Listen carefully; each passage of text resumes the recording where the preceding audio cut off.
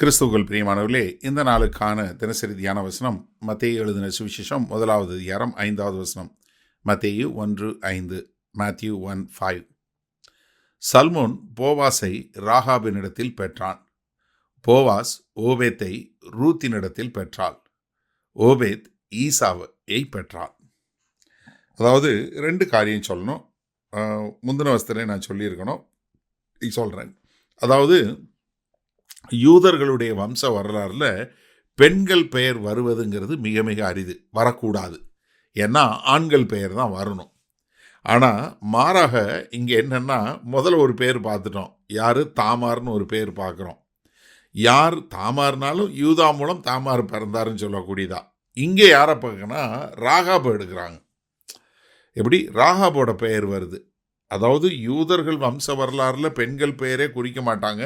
ஏன்னா ஒரு யூதன் தான் பெண்ணா பிறக்கலைன்னு சொல்லி தினசரி ஆண்டவருக்கு நன்றி சொல்லக்கூடிய வகையில் உள்ளவங்க.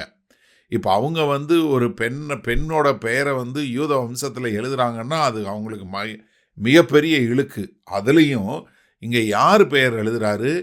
அதாவது விலை மாதுவாக ஒரு விபச்சாரம் பண்ணி கொண்டிருந்த ஒரு சகோதரி ஆகிய ராகாபை குறித்து இங்கே எழுதுகிறாங்க. இந்த ராகாப் யார்? நீங்கள் யோசுவா புஸ்தகம் 2வது அதிகாரத்தில் பார்த்தீங்கன்னா, எரிகோ பட்டணத்தை பிடிப்பதற்காக இஸ்ரவேல் தேச மக்கள் தூது அனுப்பிச்சு அங்கே போய் பார்க்க போகிறாங்க. இப்போ அவங்க போய் அங்கே தூது பார்க்க போகும்போது அங்கே என்ன பார்க்குறாங்க? அங்கே ஒற்றர்கள் போயிருக்கும்போது அவங்க அரசனுக்கு தெரிஞ்சு போயிது இந்த மாதிரி வந்துட்டாங்கன்னு. அப்போ உடனே அங்கே அவங்கள பார்க்கறதுக்கு இவங்க போய் எங்கே ஒளிய போகிறாங்க? ராகாப் என்று சொல்லக்கூடிய ஒரு வேசியினுடைய வீட்டுக்கு போகிறாங்க. அந்த வேசி அவங்கள்ட்ட சொல்கிறா, என்ன, நீங்கள் தான் அந்த தேவனுடைய மக்கள், அந்த ஓகுக்கும் பாசானுக்கும் மற்ற எல்லாருக்கும் நீங்கள் என்ன செய்தீங்க அப்படிங்கிறது எங்களுக்கு தெரியும். அதே மாதிரி எங்கள் பட்டணத்துக்கு நீங்கள் செய்ய போகிறீங்கன்னு எங்களுக்கு தெரியும். அதனால் நாங்கள் எங்களுக்கு ஒரு பாதுகாப்பு கொடுங்க நீங்கள் இந்த பட்டணத்துக்கு வரும்போது. அப்போ அவங்க என்ன செய்கிறாங்க? சரி, உங்களுக்கு ஒரு அடையாளமாக இந்த துணியை கொடுக்குறோம், இந்த நூலை தொங்க விடுங்க, சிவப்பு கலர் துணியை தொங்க விட்டிங்கன்னா உங்கள் வீட்டை தவிர்த்து ஒன்றும் செய்ய மாட்டாங்கன்னு சொல்லி, அதே மாதிரி அந்த பட்டணத்தை அழிக்கும்போது அந்த வீட்டுக்கு மட்டும் ஒன்றும் பண்ணாமல் அவர்கள் என்ன பண்ணக்கூடிய ஒரு காரியம் பார்க்குறோம். அவர்கள் அந்த ராகாபை அங்கிருந்து தப்பிக்க வைக்கக்கூடிய காரியம். அதன் மூலமாய் ராகாப் தேவன் பேரில் எவ்வளவு நம்பிக்கையாக இருந்தால், விசுவாசமாக இருந்தாங்க அப்படிங்கிறத நம்ம பார்க்க முடிகிறது. அதனால் ஒரு வேசியின் மூலமாய் ஒரு பிள்ளை பெறுகிறது. அந்த பிள்ளை பேர் தான் போவாஸ். அந்த போவாஸ் மூலமாக தான் கர்த்தருடைய ராஜ்யத்தில் மக்கள் வரக்கூடிய ஒரு காரியமாக அந்த குடும்பத்தை, அந்த சந்ததியை தெரிந்தெடுத்து அதன் மூலமாய் கர்த்தராகிய இயேசு கிறிஸ்து அந்த சந்ததியில் பிறக்கிறார். என்ன ஒரு ஆச்சரியம், என்ன ஒரு காரியம் பாருங்க.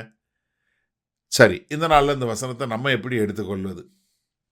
அதாவது நீங்கள் கொஞ்சம் ஒரு நிமிஷம் யூதருடைய கோணத்திலிருந்து பார்க்கணும். ஒரு யூதனாக இருக்கிறவன் தன்னுடைய வம்ச வரலாறுல ஒரு பெண் பெயரே வரக்கூடாதுன்னு நினைக்கக்கூடிய ஆள். அப்படி நினைக்கிற ஒரு யூதனுக்கு பெண் பெயர் வருவது மாத்திரமல்ல, அதுலேயும் ஒரு வேசியினுடைய பெண் பெயர் வர்றதுங்கிறது மிகவும் கொடிதான காரியம். என்ன?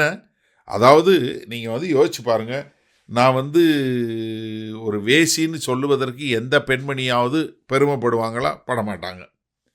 அந்த வேசிக்கு பிறந்த பிள்ளைன்னு சொல்கிறதுக்கு யாராவது பெருமைப்படுவாங்களா? நிச்சயமாக கிடையாது. அப்போ நம்ம என்ன பார்க்குறோம்? இங்கே ஒரு வேசிக்கு பிறந்த பிள்ளைய மூலமாக அந்த சந்ததியில் ஒரு சந்ததி வருது. அந்த சந்ததியில் கர்த்தராகிய இயேசு கிறிஸ்து பிறக்கிறாரு. அதை ஒரு ஒளிவு மறைவு இல்லாமல் தன்னுடைய வேத வசனத்தில் எழுதி வைத்திருக்கிறாரு. நம்ம இத்தனை ஆயிரம் வருஷத்துக்கு அப்புறமும் அதை உட்காந்து பேசுகிறோம். எதற்காக? சிந்திச்சு பாருங்க.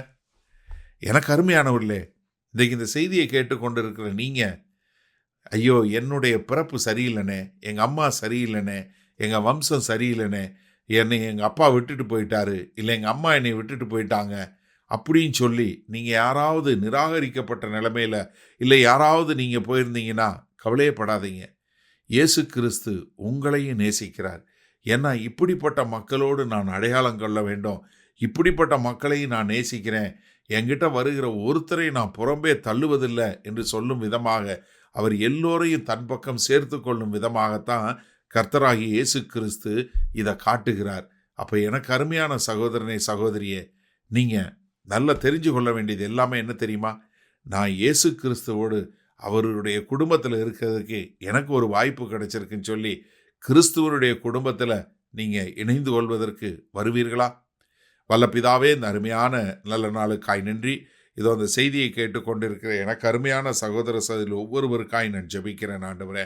யாரெல்லாம் தன்னுடைய குடும்பத்தை குறித்தோ தன்னுடைய பிறப்பை குறித்தோ எண்ணுகிற ரொம்ப மோசமாக எண்ணிக்கொண்டு இருக்கிறார்களோ, அவர்கள் இயேசு கிறிஸ்துவிடம் வந்து இந்த ஒரு புதிய குடும்பத்தில், தேவனுடைய குடும்பத்தில் அவர்களும் இணைந்து கொள்ள எங்கள் தேவன் கிருபை பாராட்ட வேண்டுமாய் இயேசு கிறிஸ்துவின் மூலம் ஜெபிக்கிறோம் ஜீவனுள்ள வல்ல பிதாவே, ஆமேன்.